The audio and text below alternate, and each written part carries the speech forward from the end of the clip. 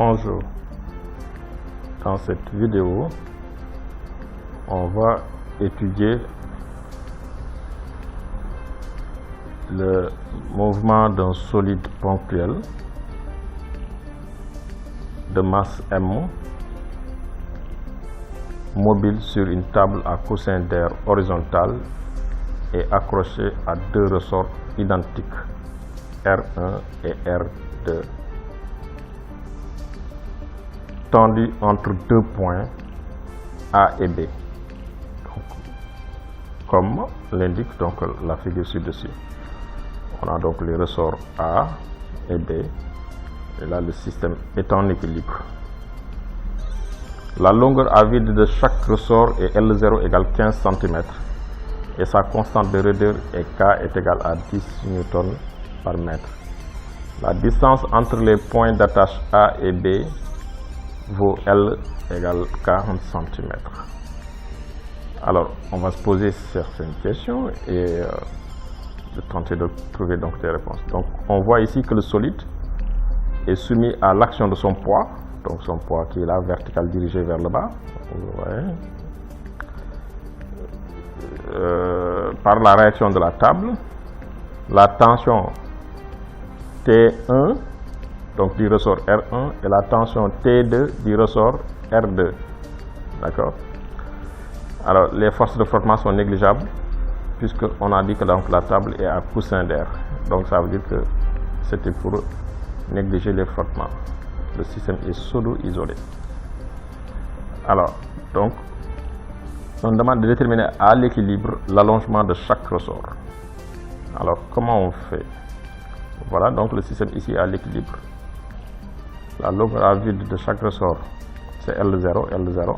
Et si on l'a étiré, chaque ressort va être donc étiré donc de X01 et X02 et X01 égale X02 puisque les deux ressorts sont identiques. Alors, donc système étudié, S, bilan des forces, T01, T02, RT. S est en équilibre, donc la somme de toutes les forces, théorème de dynastie. Et par projection, si on projette T01 sur l'axe des X, ça fait moins T01. Ensuite, T02, ça fait plus T0. Et là, ça fait 0 et 0. Donc, R et T sont verticales. Et que si on projette sur l'axe X', donc l'axe X', donc c'est orienté de A vers B. Donc, c'est l'axe que vous voyez ici. Alors, on aura donc KX01 égale K2X02. Donc, X01 égale X02, puisque K1 et K2 sont les mêmes. Donc les deux ressorts ont la même raideur. La longueur des deux ressorts sont fixés tendus sont fixés donc entre A et B sera donc L, c'est-à-dire c'est L0 une fois, deux fois, plus X01 plus X02. Et comme X01 égale X02, donc ça fait 2L0 plus 2X0. Là, on met en facteur et on détermine donc la valeur de X01. C'est L sur 2 moins L0, c'est-à-dire 20 moins 15 égale à 5 cm. D'accord?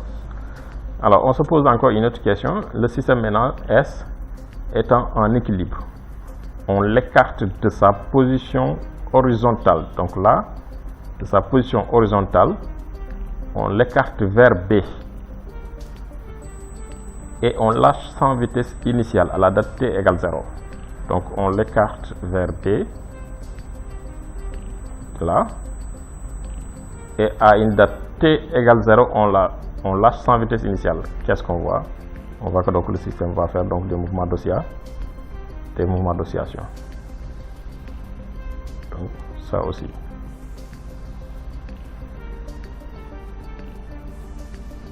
D'accord?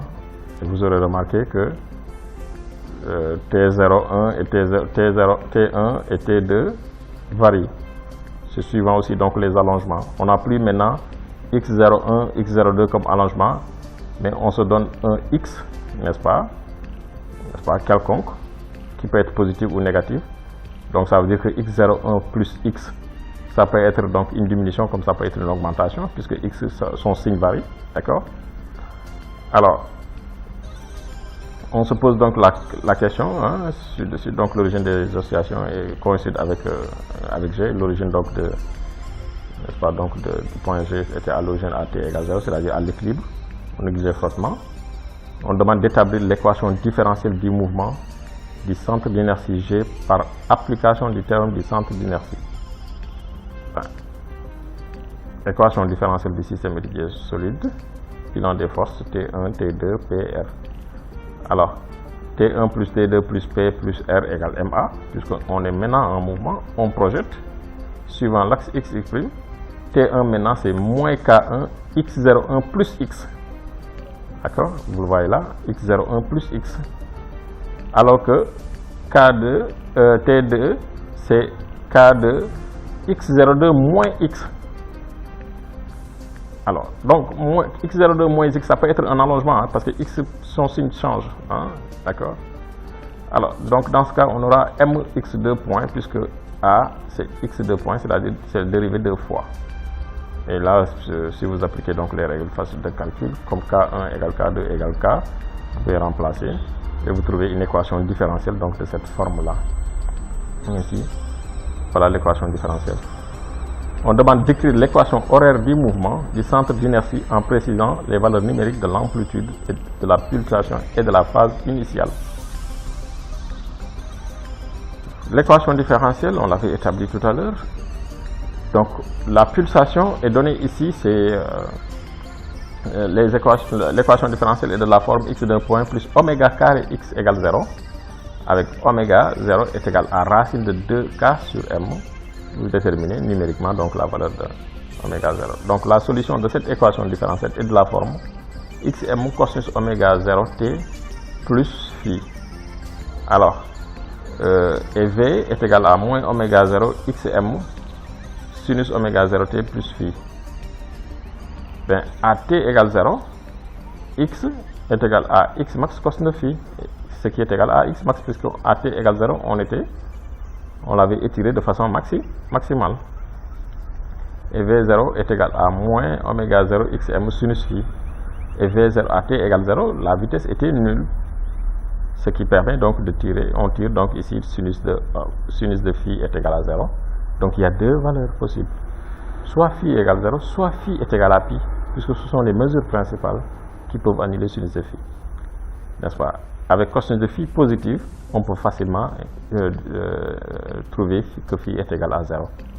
Donc, on cherche donc l'élongation maximale. Et ça correspondait à x1, ça correspond à 3. Et on donne donc l'équation horaire du mouvement. X est égal à 3 10 puissance moins 2 cosinus de 10t. Oméga 0, c'était 10. Et phi est égal à 0, donc cosinus de 10t. Donc, c'est-à-dire si vous remplacez oméga par sa valeur 10 et phi par sa valeur, xm par sa valeur, vous obtenez donc l'équation horaire, l'équation numérique horaire. D'accord? Ensuite, on va se poser encore une autre question. À quelle date le mobile passe-t-il par l'abscisse 1,5 cm pour la première fois en allant dans le sens positif des élongations?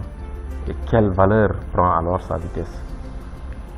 D'abord, on pose que x, qui est égal à 3 10 puissance moins 2 cosinus de 10t, est égal à 1,5 10 puissance moins 2. On aura une équation trigonométrique facile à résoudre. Vous posez donc l'équation, donc les solutions de l'équation trigonométrique, et vous cherchez donc les différentes dates possibles avec k égale 0, k égale 1, et ainsi de suite. Donc, et si vous regardez dans l'ordre t, on a dit à t égale 0, et on évolue donc pour les temps positifs, on range dans l'ordre, n'est-ce pas, donc les différentes dates de passage et aussi donc les sens de passage. 0,1 c'est la première date de passage en allant dans le sens négatif, quand on quitte 3 et qu'on passe à 1,5, n'est-ce pas, 3 c'est là, et qu'on passe à 1,5 ici justement, donc il faudra faire 0,1 seconde. Puis, vous avez encore 2 positifs, mais dans l'ordre, vous voyez 0,52. 0,52 va être donc le deuxième temps de passage, mais en allant dans le sens positif. Puisque 0,7 est le 3e temps de passage, mais c'est le 2e temps de passage en allant dans le sens négatif. Donc voilà la première fois que ça passe par 1,5 en allant dans le sens positif. Donc c'est 0,52. La première date de passage du mobile en x est égal à 1,5 en allant dans le sens positif et t est égal à. D'accord?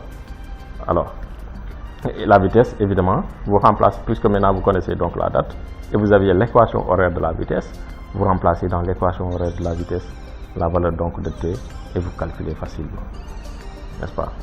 Exprimer à la date t l'énergie mécanique totale EM du système en fonction de Km l'abscisse instantanée donc du solide et sa dérivée première par rapport au temps, n'est-ce pas? Donc x' c'est dx. Voilà. Évidemment, l'équation de l'énergie mécanique, l'expression de l'énergie mécanique, c'est EC plus EP1 plus EP2. Donc l'énergie cinétique, c'est 1 demi de mv carré. Et l'énergie potentielle élastique. Alors l'énergie potentielle de pesanteur n'est pas comptée ici, puisque donc ici, il n'y a pas de dénivellation. Donc le mouvement est horizontal. Donc ça se fait sur un seul niveau. Donc on n'aura pas besoin de mettre l'énergie potentielle de pesanteur. Donc on considère seulement l'énergie potentielle élastique. D'accord? Et l'énergie potentielle élastique, on considérera à partir donc de là où les 2 ressorts n'étaient ni tendus ni étis, ni comprimés. D'accord? Alors, dans ce cas, l'énergie potentielle élastique du premier ressort, ça va être 1 demi de K1 x01 plus x au carré, alors que l'énergie potentielle à tout instant donc du ressort 2, c'est 1 demi de K2 x02 moins x au carré. Vous développez, vous allez simplifier et vous allez trouver cette expression-là.